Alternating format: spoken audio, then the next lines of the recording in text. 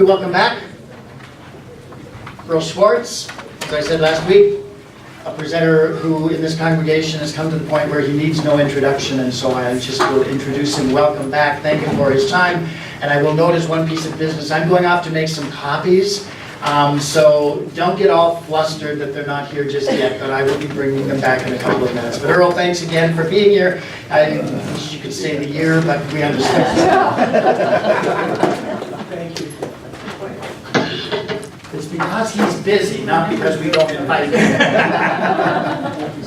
Thank you for being here. Good morning. Good morning. As I said last week, I deeply appreciate the opportunity to study with you. I love to come to Mount Olive, and thanks very much for providing me that opportunity once again.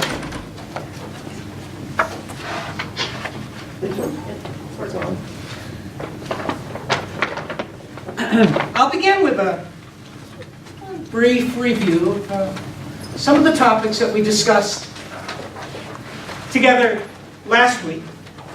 And I would like to move through the next passages in Samuel and make some general observations about the nature of the book as a whole before we conclude. You recall that I said in many ways a metaphor that guides my thinking about what it's like to study Hebrew Bible comes from my friend Richard's gift of a prayer book with pressed flowers in it that he picked on a hillside somewhere near Jerusalem some 45 years ago now. Picked those flowers, they grew in a real environment, an environment in which they were suitable, they were once supple, fresh. He picked them, he placed them in the book and brought it to me. And that I think of Scripture in many respects in a similar sort of way. It's very important that we keep in mind the people, the events, social context in which the stories we find in Hebrew Bible today unfolded is a real place, as real as our here and now. A real environment that grew certain types of flowers. And you can pick them, and you can hold on to them for a while, but as the years add up, they become dry. They somewhat lose their color. It's hard to place where each was picked. Some have fallen out of the book over the years. Some only leave a stain on the page. Just an impression of what once was a full living reality. And that I think of Scripture that way as well. We're looking at the traces of that world and that place, and it behooves us to think carefully, cautiously, about what remains of that world for us in these few sparse words. I then said that the book of Samuel, first couple of chapters are subject being the book of Samuel in its initial text, but ultimately something of the book as a whole. The book of Samuel is initially about the last of the charismatic warrior chieftains that the term is commonly translated into English as judge, shofet, or shoftim. It does have that connotation, but warrior chieftain, I think, better suggests what the biblical judges were like. The last of what I refer to as the divine anarchists. Martin Buber refers to the period of the judges which closes in the opening chapters of the book of Samuel. It's a period of divine anarchy, when there was indeed, over against the repeated reference at the end of the book of Judges that there was no king in Israel in those days, there was a king, Buber says.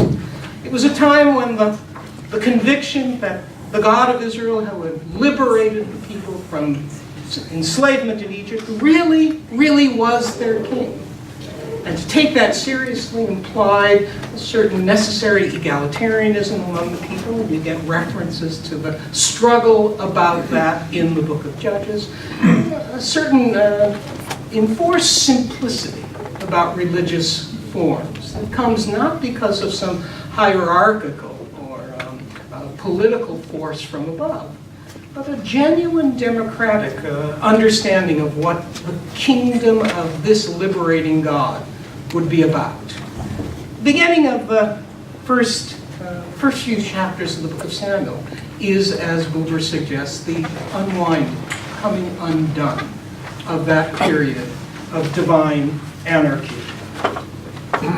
As I said last time, in many other political contexts, modern, pre-modern, the solution to such circumstances, increasing frustration, the inability to compete against one's neighbors, the sense that one was a victim of political structures of the past and the like, the common solution is that you find a strong man who emerges to unite, lead the people in successful, conventional ways against these challenges. That seems obvious in other circumstances, but in biblical history, for the reason I've just suggested, that would prove a pivotal paradox, inasmuch as, of course, there had been all along a king in Israel, just not yet a human monarchy.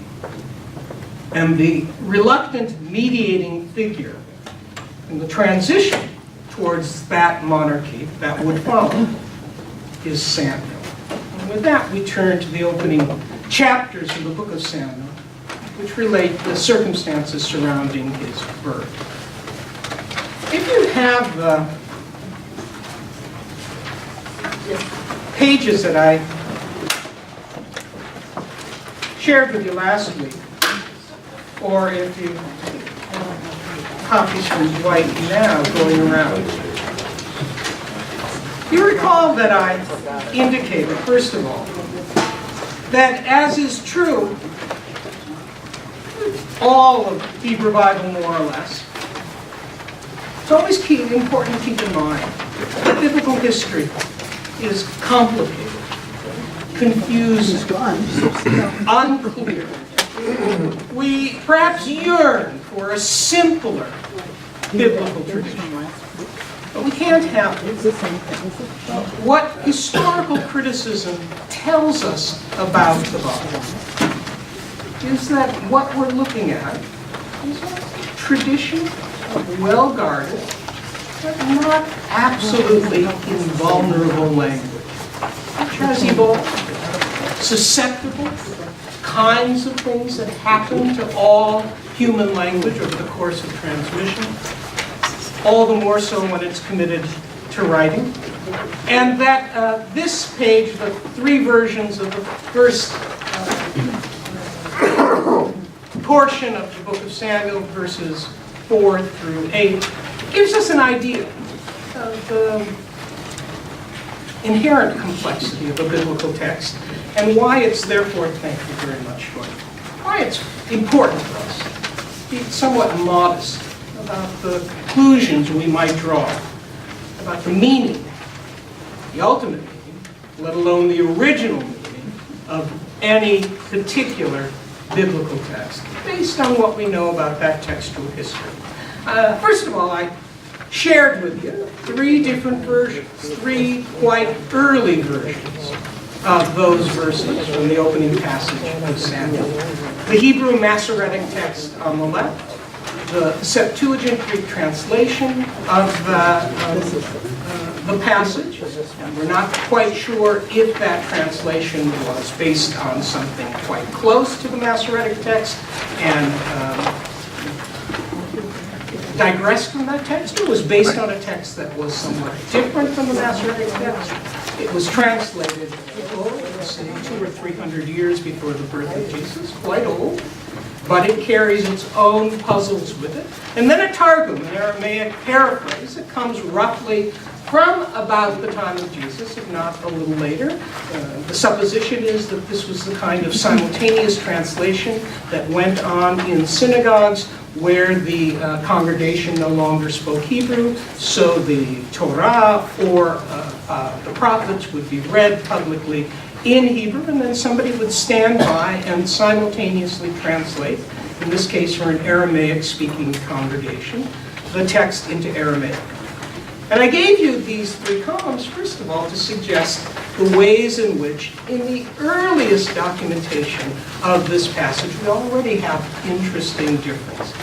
And over and above those differences, I noted that at the bottom of the page, central column in the bottom, there's an apparatus that further complicates things by indicating all of the ways in which the earliest manuscripts we have of these texts also diverge, sometimes in minor ways, sometimes in relatively significant ways. We know that about the text. We can't close our eyes to the complications that ensue. On the other hand, we can embrace those complications by thinking more carefully about what the text might mean by allowing multiple voices at our table, listening carefully to each and considering and weighing what they may or may not add to our understanding of the text as a whole. We'll come back to that in just a moment. We began then to read the opening verses of 1 Samuel, verses 1 through 8, and my primary observation in regard to those verses had to do, first of all, with the role of gender in setting the stage for the birth of Samuel. You recall, perhaps, if you were here last week, that I suggested that what emerges in the person of Hannah is the paradigmatic Israelite. And I'd like to just say a word more about that before we proceed from verse 8 on through the balance of the chapter. First of all, as I suggested last week, the first couple of verses of the book already reflect a reality that was obvious enough in the world in which Hannah lived, but perhaps might not be clear to us unless we take the time to read those opening verses very carefully, having to do specifically with men and women. As you recall, we noted in verse 1, the lead word, the emphasized term, that repetitive pattern that establishes a focal point for the verse, is son of. That we're introduced to the character Elkanah as the son of a line, and that line, since it's in the past, is secure. It's a done deal. This man has his identity because male identity in that world was secured by where he came from. On the other hand, when we meet women in verse 2, the 2 wives of this man, Hannah and Peninnah, the very first thing we learn is not about where they came from, but about where they might be going in the form of descendants. And the observation that I made in this regard, and I'd just like to go back to this for a second, is that the great difference between having an identity that's dependent on where you came from versus an identity that's dependent upon where you might be headed is that where you came from is over. It's in the books. You have an identity. But a woman without children was a woman without a name. And that's who we meet in the second verse. To say that this is emerging then as a narrative about a paradigmatic Israelite says something about the peculiar, radical nature of biblical faith over against the conventions of that time and place. That is to say, this was a faith invested in what was not yet, but could and ought to be. That's an essential characteristic of what would set biblical faith apart from the world in which it emerged. That it was possible to have confidence, to invest one's life in the power of a God who would, in fact, bring about what needed to happen in order to make things right. That kind of divinity and the faith that would go with such a divinity was, in its earliest expressions, as best we know, peculiar to biblical Israel. And a character like Hannah, just like an Abraham, whose story is entirely invested, for the most part, with small inklings of hope, entirely invested in what he will never see. That's true of all the great biblical characters. I think it's no accident that Moses does not make it to Canaan. He must lead his people up to that place where he himself cannot realize the fruits of his labor and follow through on his responsibilities nevertheless. Joseph as well, David as well, and Hannah represents that same embodiment of the paradigmatic biblical Israelite hope. In a moment, we'll relate it to what Walter Brueggemann refers to as radical reversal, as a thematic spine through all of Hebrew Bible. But for now, I'd like to proceed through the next several verses. Before I do, let me ask, any questions or comments about what we've just reviewed? I often ask my classes at Hamlin at the beginning of a session if, in the intervening days since we last met, if they've had any out-of-class or out-of-body or out-of-body experiences and bring them back to class. So I'd like to give you the, yes, please. On the first sheet with the different translations, yes. At the bottom, you talked about these are other translations that I can't read. Yes. Obviously. So, I'm not a yes. skilled. Thanks for asking. So underneath the column on the left is the Hebrew. Underneath the column in the middle is the Greek. Underneath the column on the right is the Aramaic. And the block of text on the bottom, the very bottom block of text under the Greek, is the Greek apparatus. That is the Septuagint apparatus for all kinds of textual variants that earliest manuscripts provide us. And you could have an apparatus on either side as well. There is a Hebrew Bible apparatus of comparable complexity and Targum apparatus as well. Yes, Don, please. A question that may or may not be related. In the Hebrew text, where does Ruth come? In the English text, we have Ruth between Judges and 1 Samuel. Yes. And I'm wondering if it's that in the Hebrew Bible as well, because you made quite a bit of moving from divine anarchy into the beginnings of the monarchy. Yeah, that's a great question. And no. The answer. The placement of Ruth as a prologue to Samuel is wonderful. But probably for liturgical reasons, although there might have been other underlying considerations as well, when the order of the biblical books was primarily established in Jewish circles, Ruth was included again, instead, among what are known as the scrolls, the 5 liturgical scrolls read in the course of the year. So those scrolls are Lamentations, Ecclesiastes, Ruth, Song of Songs, and Esther. They're put together in the 3rd section, the writings section of the Hebrew Bible. But once again, probably grouped together because they were read as a whole, the whole book, on a particular occasion. Esther on the Feast of Esther, Lamentations on the 9th of Av, commemoration of the destruction of the temple. Ecclesiastes at Tabernacles in the fall, kind of a mournful reflection that comes in the fall. Ruth at Pentecost, because of the association with the barley harvest. And Song of Songs, oh, it comes with spring fever. That comes with passing. But once again, it's an artificial. Very quickly, who placed it here in the English Bible? Yes, I think it follows the Septuagint. It So does. there was an Septuagint. earlier ordering All right. that's reflected in the Septuagint. Yes, I believe so. Thanks, Don.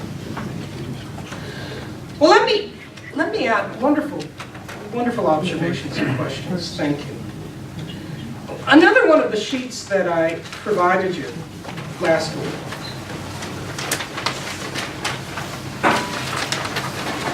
is entitled 6 Things to Keep in Mind When Reading a Hebrew Bible Text. We began to look at the sheet last time, but I draw your attention to it now because these are 6 common structural characteristics of biblical text, ways in which biblical narrators and poets structured what they had to say.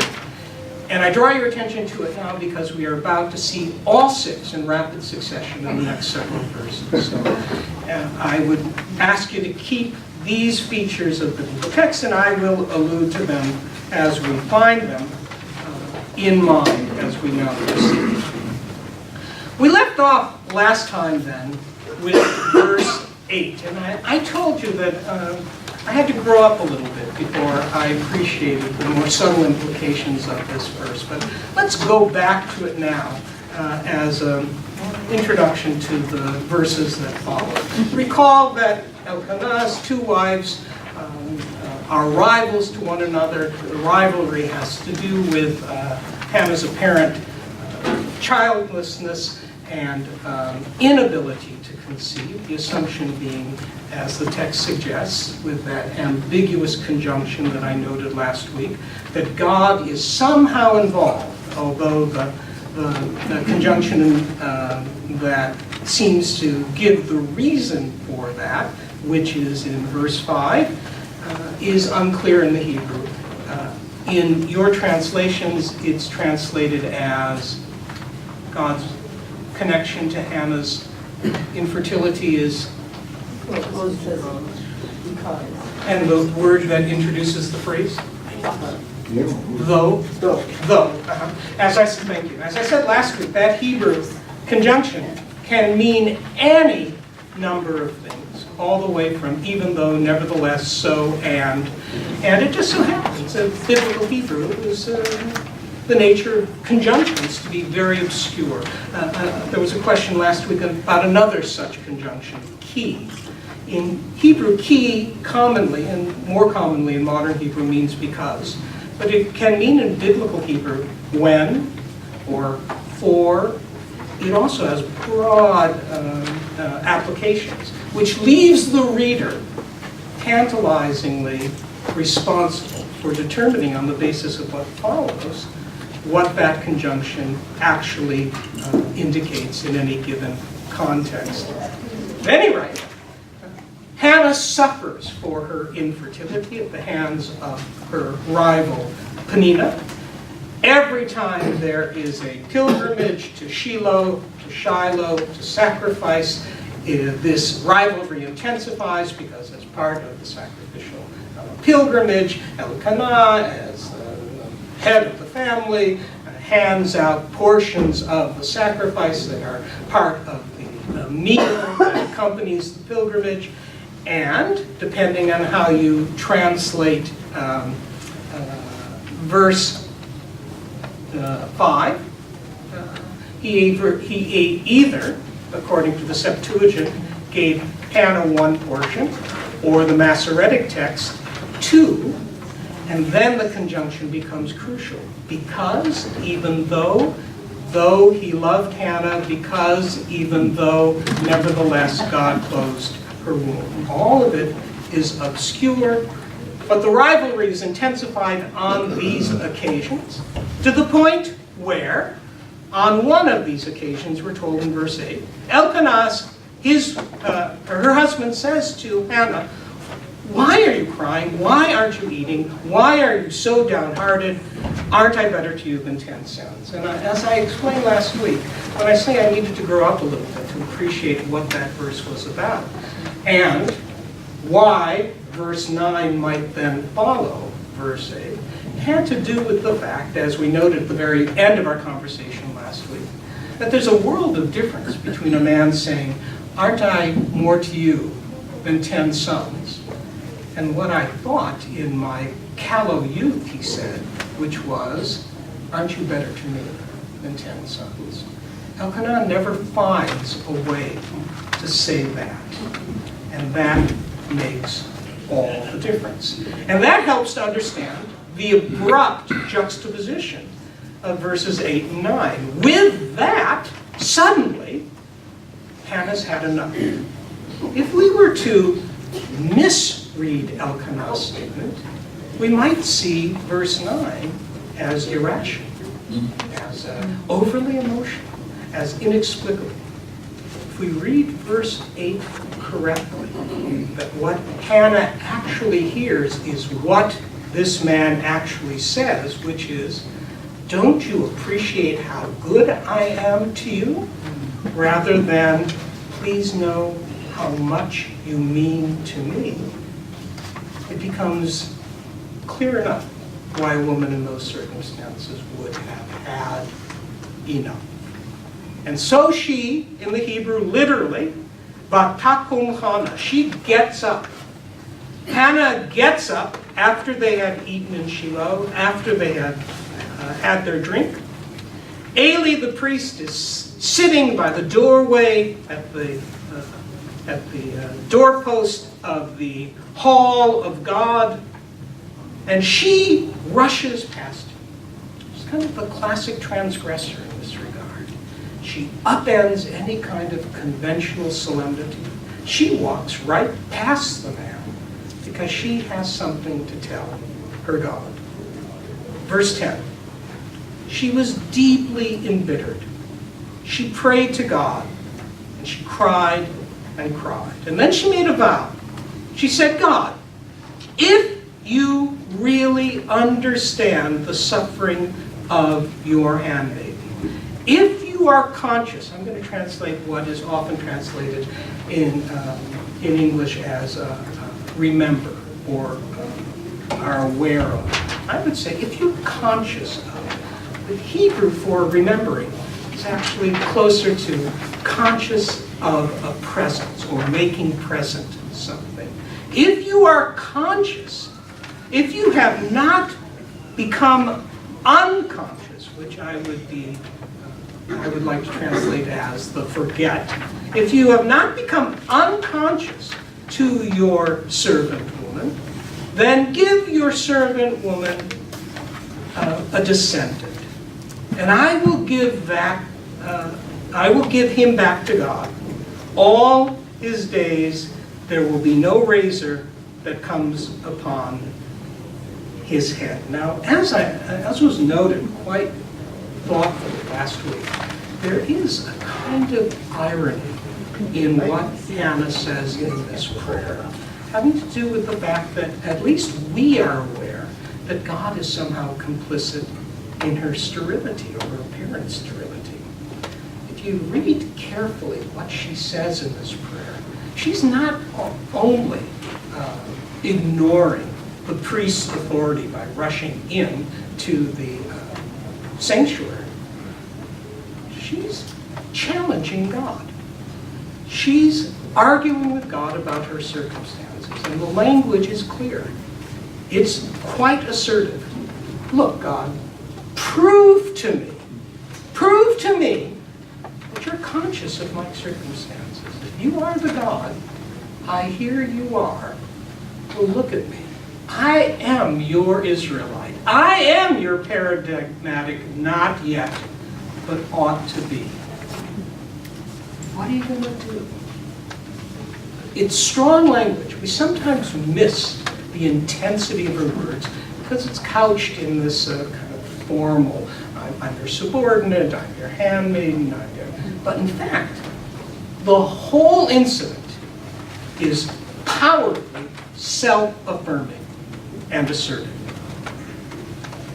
Verse 12. As she goes on praying before God, Eli's watching her lips. Hannah was speaking to herself.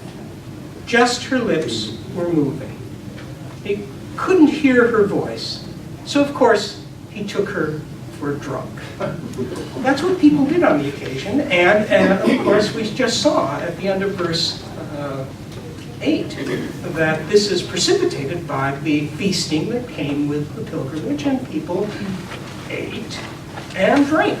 And after the eating and drinking is when Hannah does this. So Eli is being reasonable. He sees a woman who seems to be talking, just kind of ranting or raving, but it's not even coming out of her lips. Stop for a moment and tell you, I see people on street corners this way with signs that say, "Help me." I see their lips are moving. And you could easily drive by and say, they're ranting, they're raving. But it's deeper than that. There's an implicit heartbreak in those moving lips. But if you're a man like Eli, dedicated to convention, you might miss it. He sees her and concludes she's just a drunk. Well, we know that from street corners as well. And so he says to her, "How long are you going to drink? Get rid of that wine." And she speaks back to him as well. "No, sir," she says. Literally, in your translation, "My master, my lord." My lord. Yeah. So we'll take "lord" out of this 15th century and put it in the 21st century. "No, sir. I'm a shat ruach. Shat, kashem means hard. I'm a hard-spirited woman. My spirit has been hardened. I'm calloused, worn down. And I haven't been drinking wine or liquor. I've been pouring my soul out before God. Don't think of your servant as one of those B'nai Belial. This is the term that appears again and again through the book of Samuel. David's initial followers, a few chapters later, are also referred to as B'nai Belial. It means street people. It means tough guys. It means gang members. Don't think of me as a Bat Belial, as one of those street people. Person who doesn't know any better. No, it's because I have a lot to say. I'm so angry. That's why I'm speaking this way. And Eli answered and said to her, "Go in peace. Let the God of Israel give what you have asked for. What you have asked for from him." I'd like to stop for a moment and ask you to reflect a moment on the condensed nature of this exchange.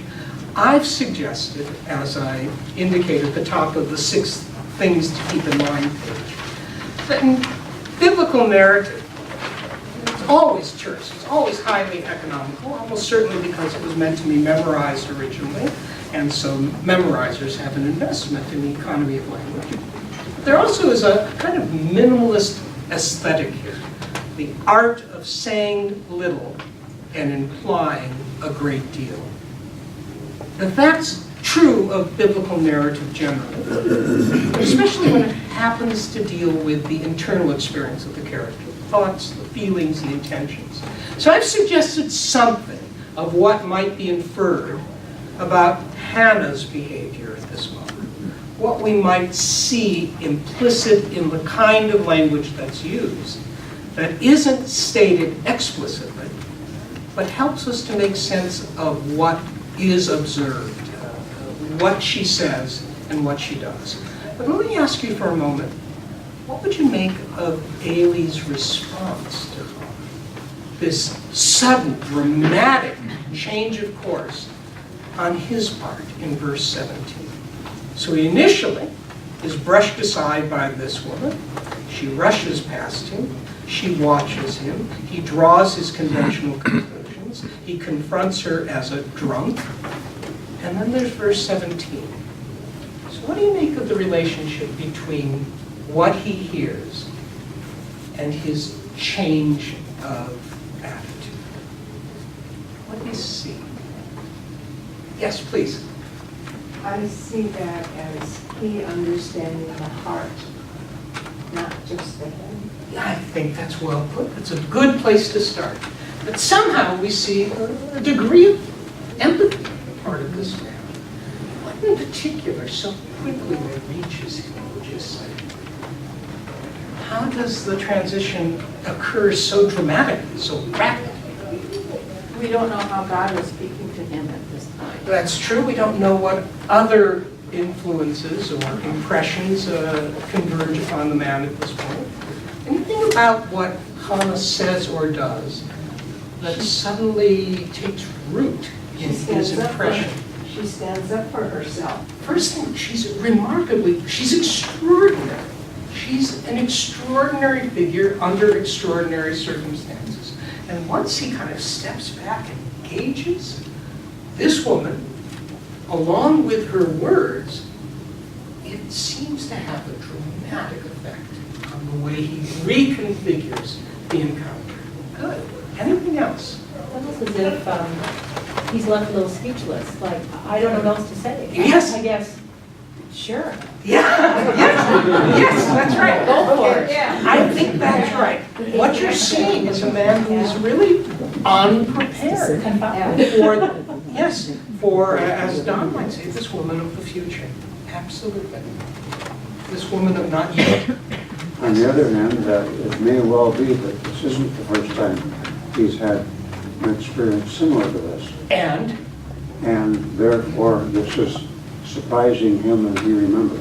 wonderful. Could be. We could give him some credit that he's drawing on a long life of experience and he was momentarily misguided, but gathers his thoughts and sees something extraordinary.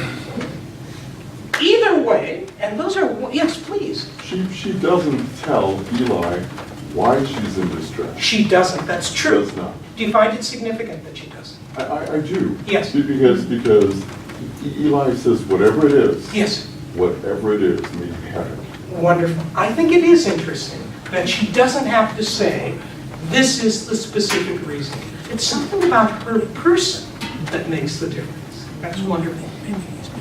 Yeah, yes, please. Well, his understanding of the nature of Yahweh God is authentic, you know. I think also the other time when Samuel says your sons are going to be killed, Yes. well, whatever God, you know. I think you're well put. He's not a bad man. He's just a conventional, and one could say, you know, I don't want to be condescending to a high priest in biblical Israel, but a conventional, maybe weak man. Yeah. Well, I do want to proceed by noting that in his response, you get the beginning of a rather odd repetitive pattern as well. And this repetitive pattern takes us through the balance of the chapter. But it so happens that it's a repetition and a wordplay at the same time. So, thing number 2, repetition, and thing number 6, wordplay, come together in a word that he repeats twice in his response to Hannah. It's a word that appears 7 times through the balance of the chapter, and a repetitive pattern of 7 times is almost certainly a gesture towards intentional rhetorical significance. This kind of repetitive pattern is there to establish a certain theme over and above the immediate development of the plot, but it's an ironic theme. So, can you tell me, what word does he repeat twice in his answer to Hannah in verse 17?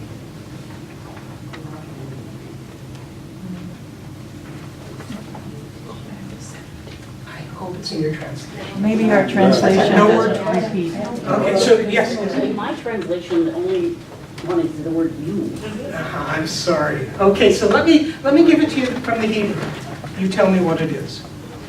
Then Eli answered and said, "Go in peace, and may the God of Israel give you what you've asked for." What you've asked for from him. Asked for. All right, asked for. Okay. Now, that word appears once in verse 20. Do you see it? It appears twice in verse 27.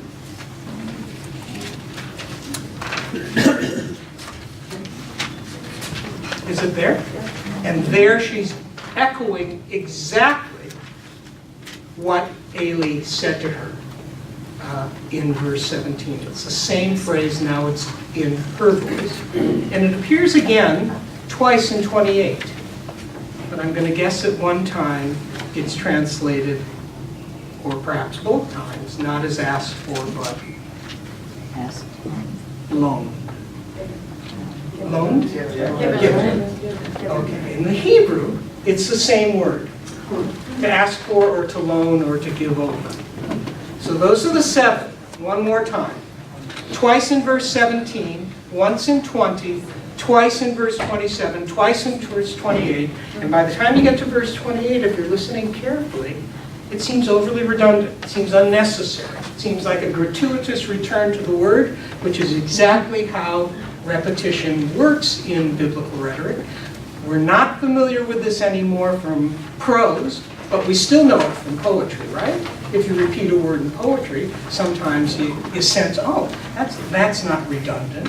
That has something to do with the structure of the poem. We know it from oratory. You repeat a key word or phrase in a great speech, and we say, that's not redundant. That's just rhetorical power. We know it from music. If you repeat a phrase either musically or in the lyric, we don't say, why did they go back to the chorus? I don't know. We know the technique. We've just lost track of it on the printed page. We know that when we hear it, we don't pay attention as well when it's written. But here's the pun. As you can see, the name of the child is supposedly associated with this word in verse 20. When her pregnancy, the period of her pregnancy was complete, and she had conceived and given birth to a child, she called him Samuel because he was asked for. What do you have in here? Asked for from God. So let me tell you, there is a vague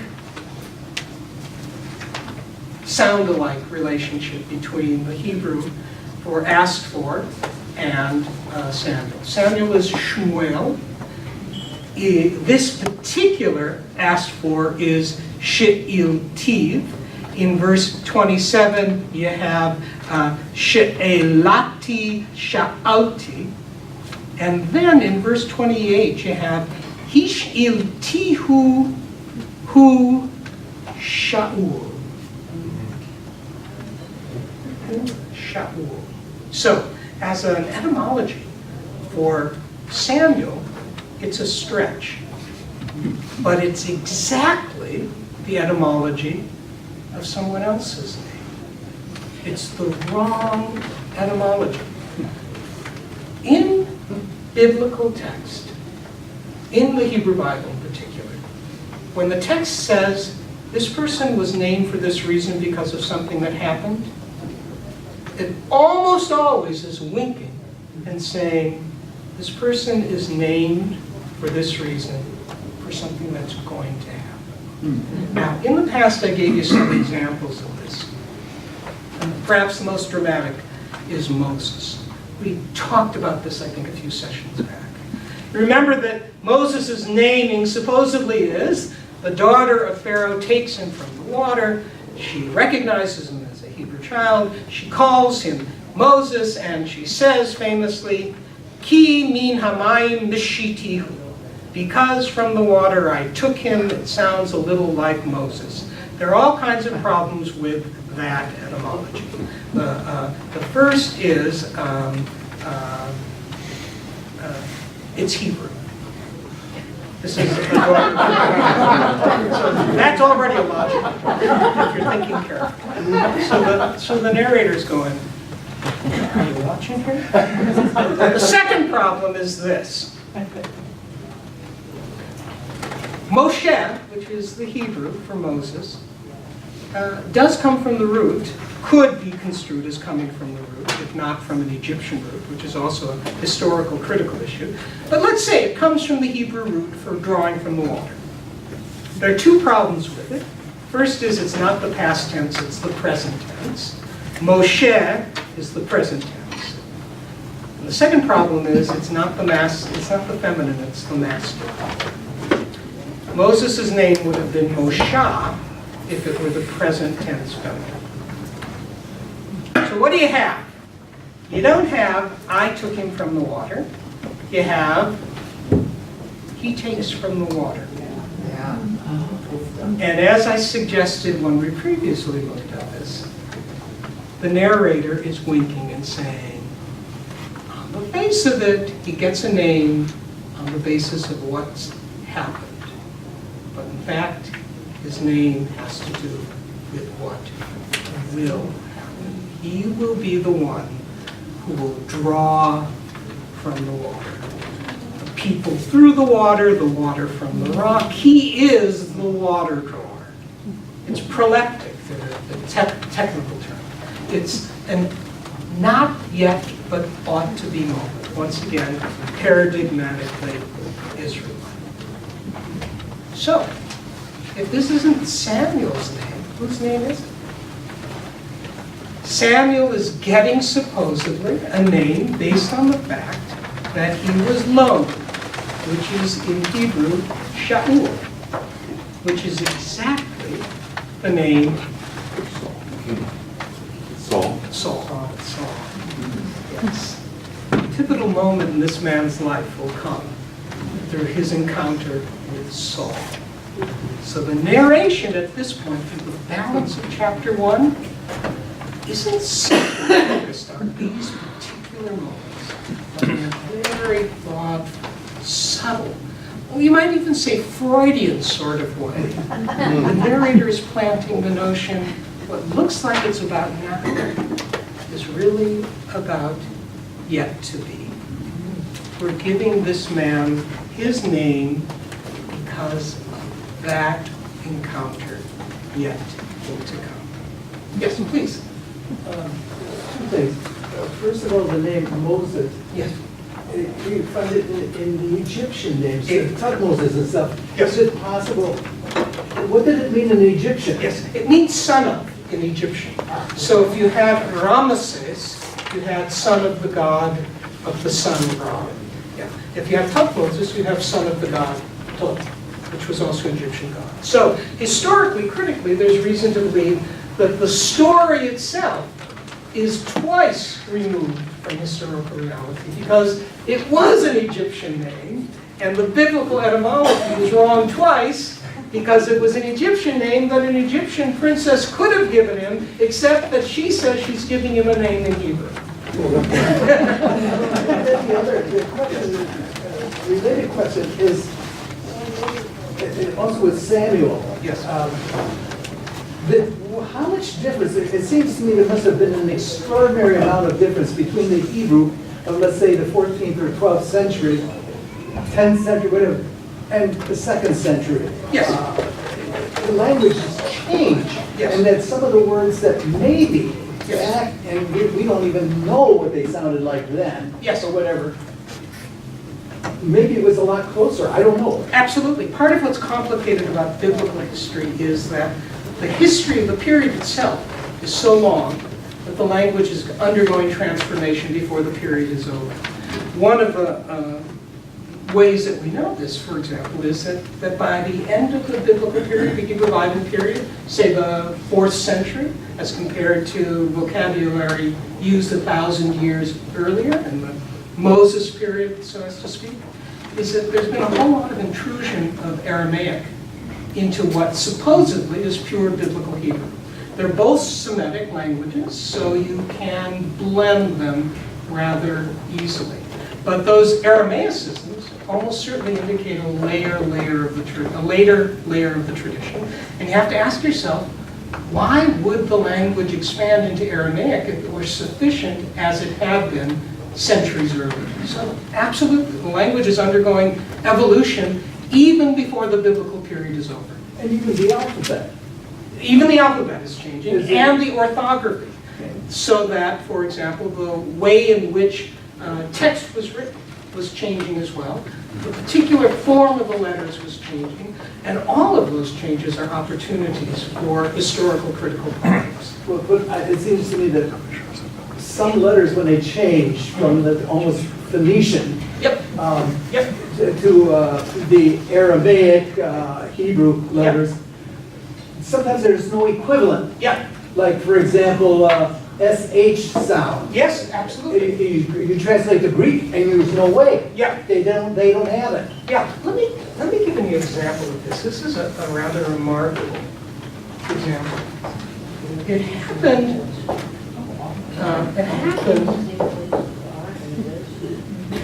That in certain mystical circles, Christian mystical circles in the Middle Ages, they developed the notion that there was a magical name, and that name was Pipi. There was a magical name, Pipi, and that this was drawn from ancient Israelite lore.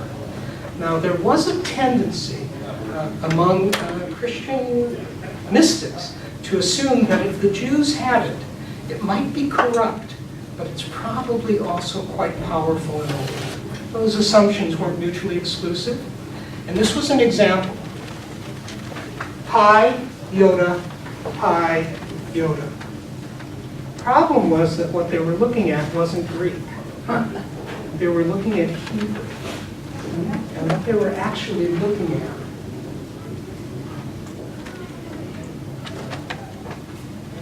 was the sacred name of God that Jews never pronounced. But they were reading it backwards. They didn't hear Jews pronounce it. They read it as if it was Greek and saw Pipi.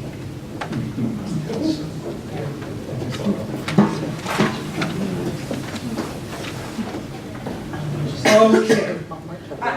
Let me just make a closing observation about the song that follows. And I so appreciate one more time your kind hospitality and the wonderful exchange that we have together. If we proceeded, I would want to speak with you at some length about this practice of juxtaposing in the middle of biblical narrative outbursts of song. This isn't the only example.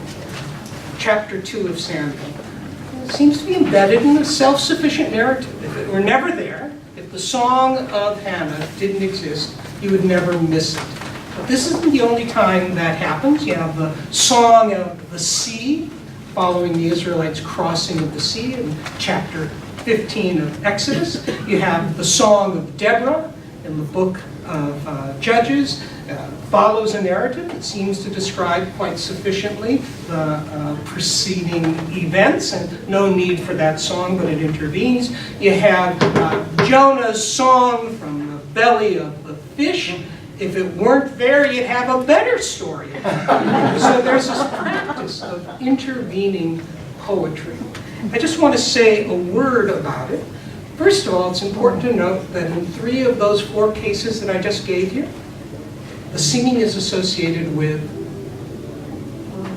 women. Miriam at the Song of the Sea, the Song of Deborah, and this Song of Hannah. 3 of the 4 are associated with women. Women's songs juxtaposed to seemingly sufficient narrative. And you might see this primarily as a dramatic device. Something like songs in a musical, which we're used to, but are odd in their own right. But we should keep in mind that poetry or song in biblical Israelite culture was associated with elevated consciousness. We have enough examples of this to conclude that when someone moved from more prosaic use of language to the poetic, to tight rhythmic language, the assumption was that it was a reaching toward, as Carl Sandburg said, the horizon of meaning, that receding horizon of meaning that poetry allows you to point toward. You see something like that in biblical song as well. And I would describe it as a kind of turning back from above. So the narrative is on an ascent. You get to a certain plateau in the narrative, in that narrative ascent, and then the narrative turns back on itself in poetry. And that's what we have in the cases I've just given you. And come to think of it, that's how it works in musicals as well, isn't it? You get to some kind of narrative plateau, and then it turns back in the form of a song. Second thing that I would note before we conclude is this.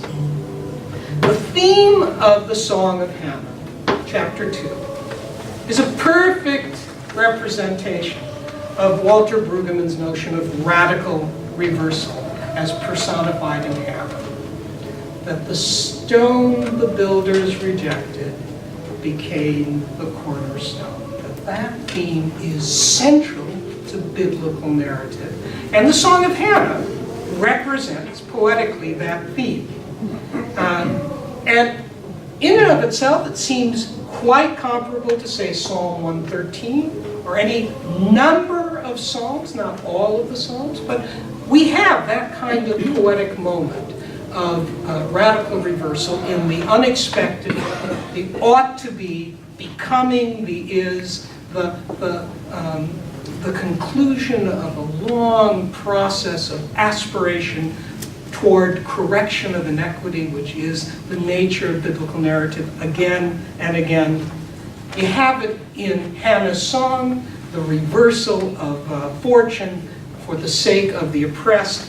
You have it in psalms like Psalm 113. In fact, let me just say very quickly that in Jewish tradition, Psalm 113 introduces a series of psalms, 113, 118, that are known as the Hallel Psalms. They were sung on the pilgrimage festivals in the temple. They all share this motif, more or less, of radical reversal. The celebration of those great pilgrimage festivals in Jerusalem included the reinforcement of this message of expectation, of the ought to be, but not yet. It's almost certainly those psalms that are alluded to in the Gospels as the psalms that Jesus and his disciples sang when they concluded their celebration of the Passover.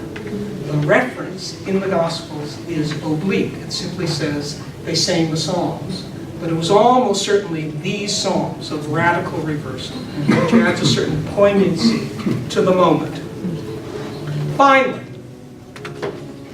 there's the last line of that song. The last line, if the whole song seems to suggest something familiar enough in biblical perspective, this notion of the last will ultimately be first, the forgotten will be remembered, that God is forever conscious, that the stone that was rejected has become the cornerstone, until you get to the last line.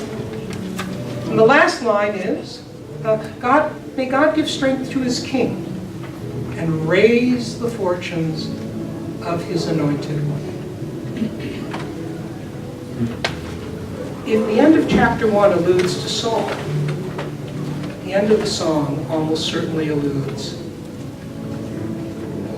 to David.